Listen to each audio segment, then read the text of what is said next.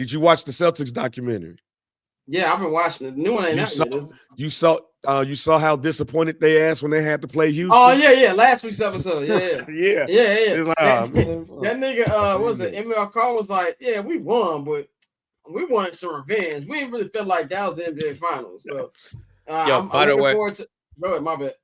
Before we switch topics, just randomly, I saw something right now. Stephen A. Smith basically said he wouldn't mind running for president in 2028. By the way, so at this point, fuck it. At this, you see the nigga we got in here right now. Like at this point, I saw somebody ranting on Pablo Torre's show about he's not qualified. Oh, we ignore what's going on currently. Like nigga, I can run president. Like who cares? Nigga, like can you talk? Okay, then you can be president of the United States. Like. I just want to see him against JD Vance. I know we brought this up last time, but he's just gonna talk about his mom. Like your mama was on crack. That's what you gonna say. Best debates ever. Ever. You're not winning a debate against him. You're not winning. You're not a Trump, Stephen A. Smith debate. You're not winning. It would be like the greatest television program of all time. It will have the best ratings ever, bro. Ever. And people who not watching it, they gonna tune in when they see Twitter talking about it. And they both two New Yorkers, old New York dudes too. And you know they gonna talk crazy about each other. We should get what's it called to be the special host, Eric Adams. You're a commentator. You're a commentator. You're a commentator. Are you serious? Are you serious? Nuts. That nigga Trump grabbed Mookie by his forearm today. I still can't get over that. But and bang, you talking about the Celtics thing, which is a perfect segue. The part 5 of the Celtics documentary comes out tonight. Is they're going to get ready to lie to me for an hour about how Len Bias would have been the best player in all time in the 90s if he didn't OD. Len Bias, who was on crack. Who was on crack? Still the most wild TV thing I've ever seen was the first scene of Snowfall season 4 where they redid that they want to convince me that Len Bias died by smoking Franklin Saint's crack. Most insane start to a season. That's really yes. Watch the opening scene of season 4 of Snowfall. Len Bias smoked Franklin Saint's crack. The wildest shit about Len Bias dying, right? Like, is the fact that he didn't smoke. It wasn't crack. It was powder. And what happens when he died? Like that's when it was like, oh, crack is bad. Like that shit, like that ruined everything. Man. That changed all the rules. Like, and all the drug laws. And that's how they brought it into Snowfall because that's what made Leon want to stop selling drugs. And Franklin was like, no, nigga, double down. Like that's what. Yeah, man, I know you ain't gonna watch the season. Just look up that first scene. They took some random tall nigga. Smoking crack in the first scene. Lynn didn't even smoke crack, bro. He snorted cocaine. And then after that, the next scene is Franklin landed in a helicopter in the Pacific Palisades, nigga. There's a king drug lord. Yeah, like, then Leon turned into Nas from Belly. He did. Yo, we gotta expand our mind, brother. That nigga went to Ghana for 2 episodes. They shot that in the valley, nigga. They was not in Ghana. But speaking of the Celtics, we up here talking about making the Valley look like Ghana is fucking hilarious, bro.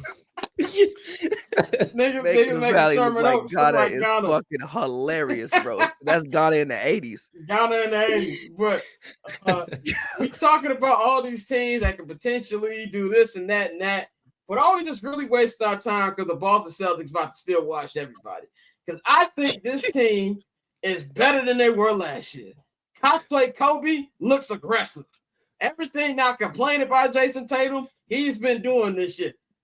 And I think that he really didn't like I didn't think that he cared about what people said about him in the finals. That, Jalen Brown's better player, which is a lie. I think he's mad about the Olympics. I think he is, even though at the end of the day, you think I got 3 Hall of Famers. Jay Tatum's a great player. I'm not sitting you when the fate of America's on the line. I'm putting Kevin Durant in it. I feel like he really took that and just took it to another level. He's been hooping. This team looks like they finally got the monkey off the bat, which Bang said on this show a year ago. We had the homie Black Trey on here. He told Trey, look, I don't know if I have faith in them winning this year, but if they win one, they're going to roll off another. I think this team is going to roll through the East. I know Cleveland's great, and I'm not respecting Cleveland. I'm giving Cleveland a lot more love than I really thought I would. They're a really great team. I think Boston is going to beat them in 5. I think they're going to get to the NBA Finals, and they finna dust in everybody, and we finna see a repeat. Bang, I'm going to go to you first because you the one who said this a year ago. Do you think that all this talk we having don't even matter because they about to repeat?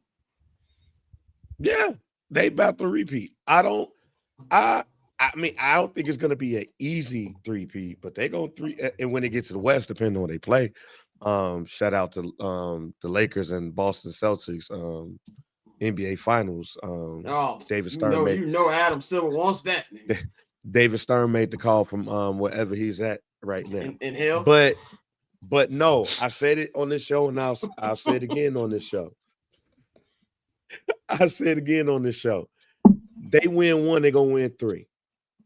And even when I look at this team right now, even with some of the improvements that other teams can make, I don't see a team beating them this year.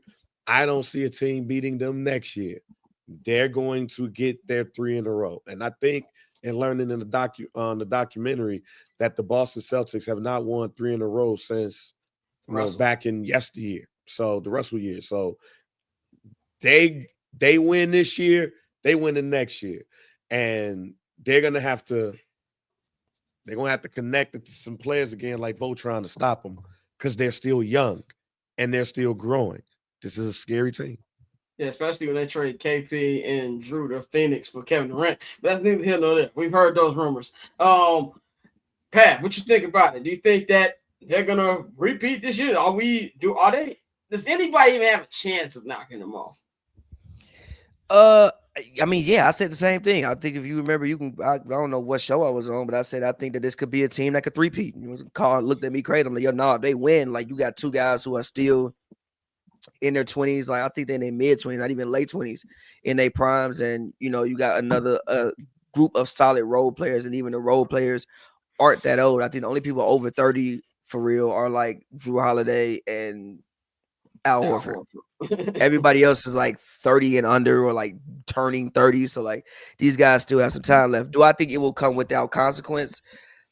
No. I think that even like a team like the Knicks, the Knicks are built to deal with them. Now, granted, Jalen Brunson got to be healthy and some other things, but like the Knicks are built to just even from their wing positions, OG and Mikal can definitely offer some resistance for Tatum and Brown.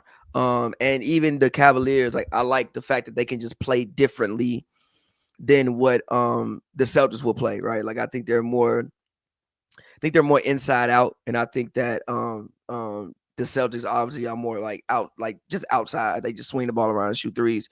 So I don't think it'll come without contest, but I would if I was a betting man, I would still put my money, like if this whole season, I said I would still put my money on Boston to come out of the East and probably win the championship. And again, they're gonna have a 60-win season. We've done all this talking and like they fly on the radar, and they're gonna win 60 games this year. So yeah, I would still pick Boston. And do we know if Jalen Brunson's alive? Like I've heard nothing about him when he's turning. Apparently, he's coming back soon. I thought he came back last night. Yeah, he came back yesterday, I think. Oh, he played last night?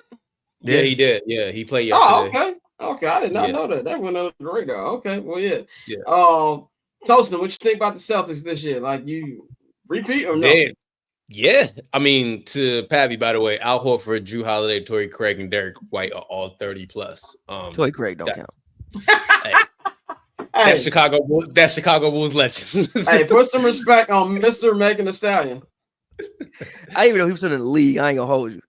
Yeah, I didn't know till Megan Thee Stallion started coming to Bulls games. I was like, oh, okay, he's in the league. Yeah. I just think, first of all, that coach is a psychopath. Joe Mazzulla is the sort of person that, like, I remember Jason was on the podcast with the Kelsey brothers, and he was just like, why don't you run into me like the way Travis ran into Andy Reid? Like, I want to fight you. It's like, yo, what the fuck's wrong with you? Like, he did though, your coach is missing a whole lot of brain cells. Joe Mazzulla, I think he's in the cult. I think he's somebody that grew up in the cult or used to be in the cult. He's weird. Nah, he's just biracial. That's all that is. That's all that is. The Italian side is fighting the black side every day. You can see in his face. He just got a whole lot of mixes going on. That's all that shit is. But not like seriously, they are a very, very talented team, man. And Jason and Jalen are both locked in. Jalen said something so funny on the podcast with the dudes from Philly from why am I $1 million worth of game? He basically talking about the parlay. He was talking about the parlay dude. It's like, listen, y'all run up on me, I'm gonna fuck you up. That's basically what he said. He did say that. Yeah, but they're super locked in right now. Like they're a special team. And the thing that is crazy about them, everybody can shoot on that team. Like you don't want to leave anybody open. They all can shoot from anywhere on that team. And I think Jason's finally realizing, like, yo, I am that guy. And Bill Simmons said something last week that was really, really impressed about Jason. Like Jason doesn't miss. Like he's their leader, right? He's effectively the de facto leader. And he doesn't miss games. So when your leader is the one that's like never missing games, he's never checking out, and he's always playing. Like there was a point where like Jason wanted to play in the injury, and the coach was like, nah, just sit down. Just like, no, I want to play. So Deuce's dad is stepping up, and it's cool. So yeah. Catch I'm Not Gonna Hold You, hosted by Scott Lewis, every Monday and Friday at 5 p.m. Eastern, 2 p.m. Pacific, only on HMB Media and the Barbershop Network.